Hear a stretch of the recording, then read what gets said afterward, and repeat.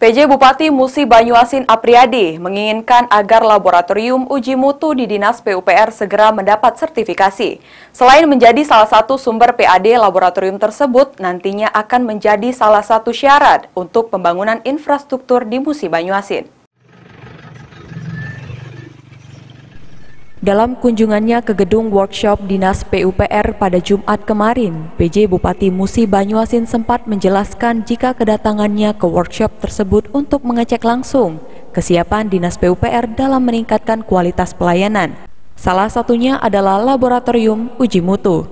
Dalam kesempatan tersebut, ia mengatakan jika laboratorium Dinas PUPR saat ini sudah sangat siap, hanya saja masih menunggu sertifikasi dari Badan Sertifikasi Nasional yang saat ini masih dalam tahapan proses pengajuan.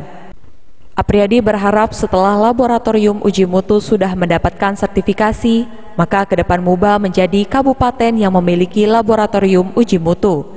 Selain menjadi sumber PAD Muba, laboratorium tersebut juga akan menjadi kompetitor baru dari 3 laboratorium uji mutu yang ada di Sumsel.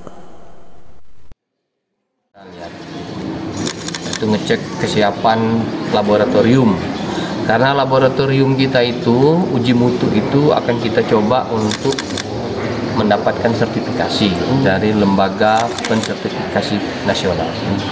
Kalau itu dapat, itu bisa diakui secara nasional dan bisa menjadi salah satu sumber penerimaan negara bukan pajak.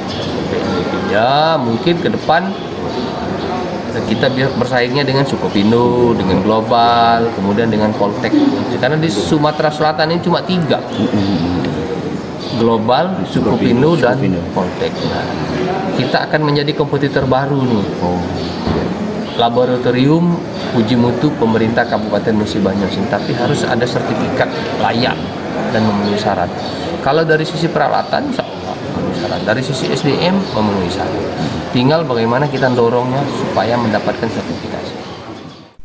Ruzi Iskandar, PAL TV.